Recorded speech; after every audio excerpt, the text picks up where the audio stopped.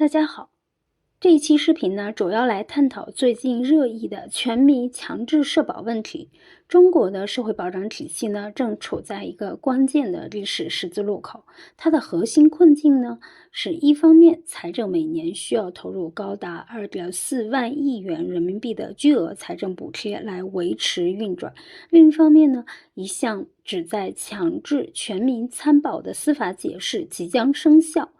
那么我们将通过6个方面来解构中国社保的背后秘密。第一点呢，就是强制缴纳社保，司法解释呢将终结灰色地带。第二点，2.4万亿的社保补贴也就等于是沉重的财务负担。第三点，社保缴纳的情况。第四点，中国社保到底补贴了谁呢？第5点，中国与美国的社保和医保的简单对比。第6点，中国与美国的社保和医保的困境。首先呢，我们来聊一聊第一点，强制缴纳社保，也就是司法解释终结灰色地带。2025年8月1日，最高人民法院发布了关于审理劳动争议案件适用法律若干问题的解释2。这个解释呢，将于2025年9月1日起正式施行。这一解释的主题就是，用人单位与劳动者之间任何形式的旨在规避缴纳社会保险费的约定，都将被认定为无效。那么这一解释呢，将彻底终结实践中长期存在的灰色地带。无论是以自愿放弃社保声明的形式，还是将社保费以现金补贴的方式发放给员工，这些呢，在过去被部分企业用以降低用工成本，或被部分劳动者视为增加当季收入而接受的做法，都将被法律明确否定。那么这项解释呢，也并非凭空创造了一项新义务，而是对中华人民共和国劳动法和中华人民共和国社会保险法中早已明确的强制性的规定强力重申与司法确认。这2部核心法律呢，早已确立依法参加社会保险并缴纳费用是用人单位和劳动者双方不可推卸的法定义务，其性质具有国家强制性，不容许任何形式的私下协商或者单方面放弃。这一期视频中呢，我们不会讨论这一政策对中小企业和灵活就业的影响，而是试图用冰冷的数据来解析中国社保与医保的状况。第二点呢，就是2.4万亿的社保补贴，这也是非常沉重的财务负担。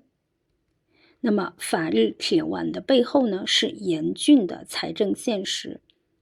要理解中国为何在此刻采取如此强硬的法律手段，就必须首先量化其社会保障体系对国家财政的惊人依赖程度。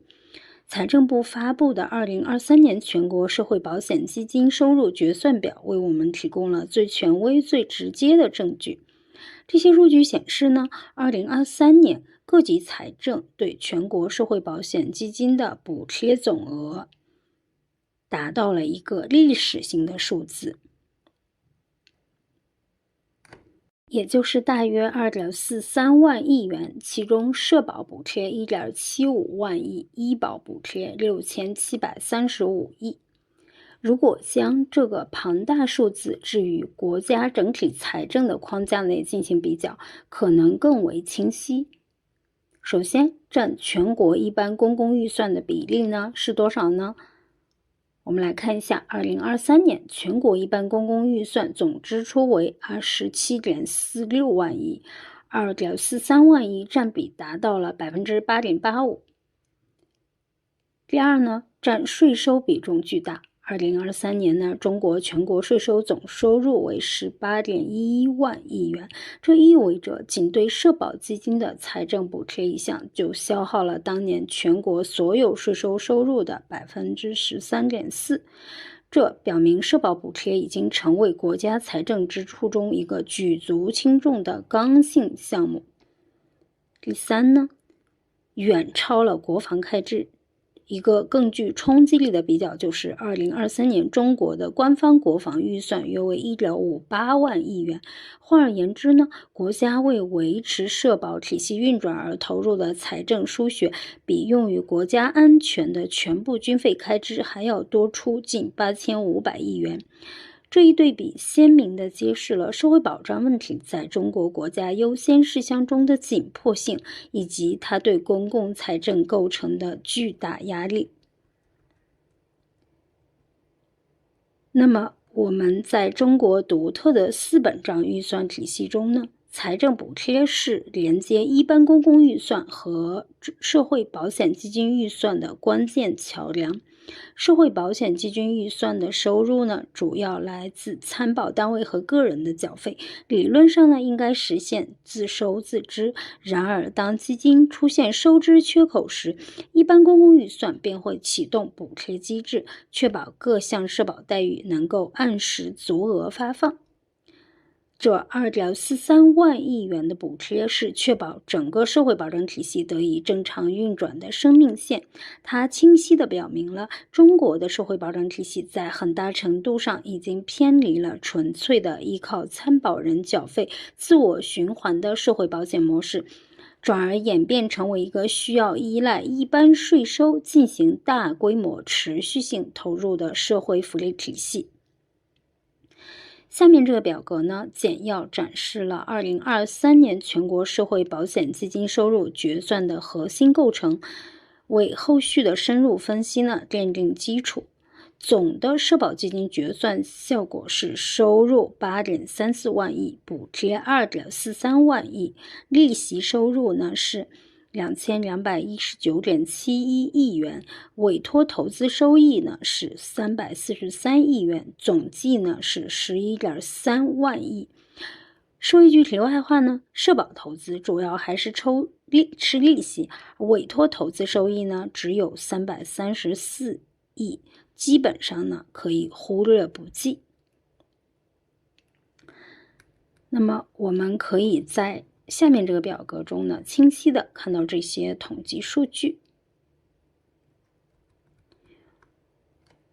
在这个表格中呢，我们可以看到企业职工基本养老保险的补贴比例呢是 17.89%， 而城乡居民基本养老保险的补贴比例呢高达 224.42%。机关事业单位基本养老保险的补贴比例呢是 58.38%， 职工基本医疗保险的补贴比例呢是 0.56%， 基本可以忽略不计。那么城乡居民基本医疗保险的补贴比例呢高达了 177.61%。第3点，社保、医保缴纳以及参保的情况，也就是我们国家的双轨制。要理解2.43万亿元财政补贴的流向以及它后面的政策逻辑呢，必须首先理清楚中国社会保障体系内部的根本性结构，是一个并行的双轨制系统。这个系统呢，将中国民众划分为2个在缴费责任、资金来源和福利水平上截然不同的群体，也就是职工和居民。这一制度设计呢，源于中国独特的城乡2元经济结构，但如今已经演变成为财政不可持续和社会不平等的根源之一。职工社保呢，是与就业挂钩的保险模式，包括个人缴费、单位缴费、财政补贴3部分。从制度设计上看呢，职工社保更接近于一个真正的社会保险模型，其目标呢是在代际之间实现资金的转移支付，并力求在精算上达到长期的平衡。而居民社保呢是依赖财政的福利模式，包括个人缴费和财政补贴。由于个人缴费水平低呢，而福利支付又要保障其基本生活，所以呢，居民社保在诞生之初呢，就高度依赖财政输血，它在本质上更像一个由国家财政主导的普惠性社会福利项目，而非一个基于个人缴费权利与义务对等的保险制度。从上面的表格中呢，可以看出城乡居民基本养老保险的补贴是3789亿，城乡居民基本医疗保险的补贴是6612亿，总计1.04万亿。那么根据2023年度人力资源和社会保障事业发展统计公报以及2023年全国医疗保障事业发展统计公报，2023年社保参保人数10.66亿，医保参保人数13.34亿，其中退休领取人员约为3.15亿。那么从缴纳金额上来看呢，职工社保缴费更高，企业职工养老平均月缴费基数呢，大约是5000到6000元，单位加上个人缴费率约为24%，居民养老年缴费仅数百元。2023年呢，保险费收入总计8.34万亿元，其中职工部分包含机关事业单位缴纳了7.5万亿，占比约90%，居民部分缴纳5400万，占比仅为6.5%，依赖财政来兜底。机关事业单位呢，缴费稳定，但是补贴也比较高，其中机关事业单位人均缴纳26497元每年，高于企业的12691元，充分反映了它高福利的特性。社会的编制热也是最好的注解。那么整体缴纳情况呢显示，社保覆盖面广，但地区差异很大。东部省份缴费率高，西部呢依赖补贴，灵活就业者缴纳比例比较低，约为40%，这也是强制社保的重点突破口。那么我们再来聊一聊第4方面，社保到底补贴了谁呢？2.43万亿元的财政补贴并非均匀地洒向社保体系的每一个角落。通过对2023年全国社会保险基金收入决算表进行的穿透式分析，我们可以精确地追踪这笔巨款的流向，从而呢也揭示出了中国社保体系最脆弱的一环，并找到政府采取强硬法律措施背后的直接财政动因。从2023年决算表简化数据来看呢， 2.43万亿元补贴金额排序呢是职工养老大于居民医保，大于机关事业单位养老。人均补贴呢对比非常的鲜明，机关事业单位退休养老人均补贴最高呢是 2.72万元，反映其历史欠账以及高福利属性。居民养老或者医保补贴比例高，因为呢个人缴费少，国家补贴多，补贴缴费比达到 2.24倍，这是养老的比例。然后医保的这个补贴缴费比例呢是 1.78倍。职工部分呢补贴最低，基金呢更加自足。补贴主要惠及居民和机关群体，尤其是农村收入和低收入者，确保普惠。但这也意味着财政负担重，职工缴费呢以来养居民的基金。政策调整，比如说强制职工社保，它的目的呢在于切换高补贴居民模式，缓解财政压力。从缴纳端来说，如果提高 10%， 就是增加8340亿。但是单边挤压居民段的改革只是社保改革的一个途径，启动类似台湾的2016军公教年金改革，去削减机关事业单位的高福利，也是下一步对政策制定者的决心和勇气的考验，也是需要进行公平性的测试。那么第5部分呢，我们来聊一聊中国与美国的社保和医保的简单对比。中美两国在社会保障的支出规模、制度设计面临的挑战以及改革路径，清晰地反映了他们不同的发展阶段、人口现实和治理哲学。这2个国家呢，都面临着人口老龄化所带来的巨大财政压力，但是一个正在奋力构建和完善它的体系，另一个则是在努力地维持其成熟体系的可持续性。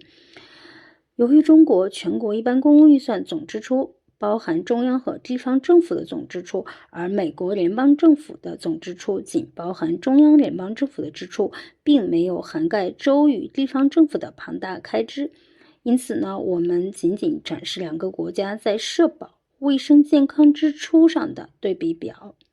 首先，我们来看一下中国的基于全国总预算的情况。2024年呢，中国全国一般公共预算总支出预计为 28.46 万亿元人民币，其中社会保障和就业支出与卫生健康支出合计为 6.24 万亿元人民币。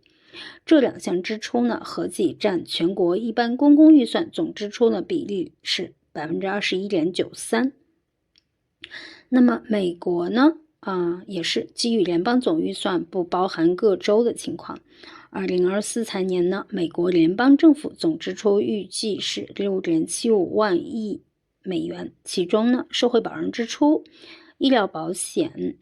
Medicare 以及健康 Health 相关支出合计为 3.32 万亿美元。这三项支出合计占联邦政府总支出的比例呢，高达 49.19%。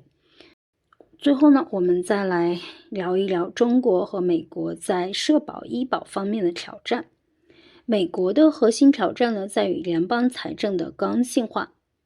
成熟危机 OASI 信托基金在2033年将要耗尽，只能支付 75% 的福利。社会保障与医疗保险等法定福利项目已占据联邦预算的半壁江山，这也极大地限制了联邦政府在其他领域，比如基础设施、科研、教育的财政灵活性，并使其财政状况与人口老龄化趋势高度绑定。这也是川普政府在大美丽方案中大幅削减和限制 Medicare 的出发点。那么中国的情况呢？是怎么样的呢？它的核心挑战呢，在于快速增长的财政负担。虽然它的社保与卫生支出占全国预算的比例 21.93% 呢，低于美国在联邦层面的比例，但是这一占比较10年前呢，已经有显著的提高，而且它的增长趋势呢，非常的迅猛。这也反映出了中国正在快速进入老龄化社会，它的财政体系呢，正面临越来越大的来自社会福利需求的结构性压力，这也是延迟退休、医药集采、强制社保等政策的背后实质性的推动力。另外呢，划转国有资本也是补充的手段之一。归根结底呢，全球两个最大经济体的社会保障故事呢，不仅仅是关于养老金和医疗费用的会计问题，它是一场关于国家治理能力的根本性检验，考验着两种不同的政治体制在管理长期结构性挑战、维护代际社会契约以及驾驭人口结构变迁这一历史性浪潮时的适应性、韧性和最终成效。未来10年呢，将对这两种模式的优劣高下给出一个严酷而清晰的评判。好了，今天的视频就先到这里了，请记得点赞、关注、订阅，我们下期再见。